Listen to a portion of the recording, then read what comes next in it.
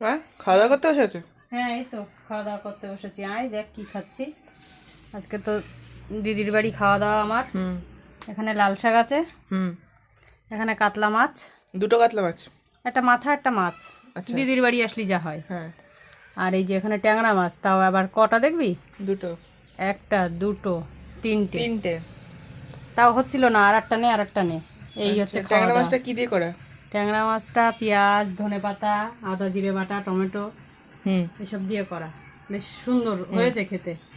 আর এখানে পেঁয়াজ, কালো জিরে, কাঁচা লঙ্কা, টমেটো, আদা জিরে বাটা দিয়ে এটা রান্না হয়েছে। আর এই মাছটা? এটাও আদা জিরে বাটা, এটাও পেঁয়াজ রসুন দিয়েই হয়েছে। আচ্ছা। তো পেঁয়াজ গাইস, রসুন ঘি গরম মশলা সবই দেওয়া আছে। তো গাইস, দুপুরের মেনু আমার এটাই। আর ভিডিওটা কেমন লাগলো কমেন্ট করে জানাও। বাই।